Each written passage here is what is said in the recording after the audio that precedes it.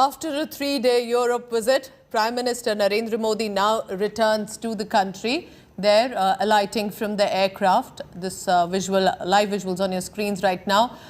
Remember, 3-day visit Germany, Denmark, France, and not just about meeting the topmost delegations and leaders of the three countries, but also importantly on agenda, whether it was climate change, technology, trade ties, all of that was discussed. And all of this, remember, amid the Russia-Ukraine war, where very categorically Prime Minister Narendra Modi appealed for peace and ceasefire. But why is this such a historic Europe visit? Remember, India, despite pressure from either side, whether it was the West, whether it was Russia or Ukraine, maintained its own independent stand as a new, strong, independent foreign policy, and yet then to be invited, to be received by the topmost dignitaries, especially in Copenhagen. It was noticeable how Prime Minister Mette Frederiksen not only received the Prime Minister when he arrived, but was there through the evening, even when the Indian diaspora had given a rousing welcome and cheer to Prime Minister Narendra Modi. These are the latest visuals on your screen as he's alighting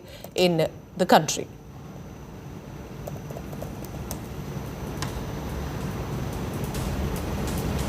All right, so we'll try and get you some details about how did the visit go there in France as well. But I can tell you that for the past 3 days, remember, it was a packed itinerary. It was consistently about not only meeting the Indian diaspora, reaching out to them, appealing to them, in fact, to visit India, to invest in India, which has now become a hub of startups and investments, but also reaching out to the global delegations, to the business CEOs and honchos, and clearly informing the Prime Ministers and his counterparts, whether in Denmark, France or Germany, about a changing new modern India. Prime Minister Narendra Modi alighting there from the aircraft. And of course, noticeable, I must mention here, was his sartorial equations as well. All the kurtas that he flaunted, the Kashmiri shawls, the Pashmina shawl that he had also gifted to the delegations there in Denmark. All of this getting noticed clearly with this 3-day Europe visit of Prime Minister Narendra Modi.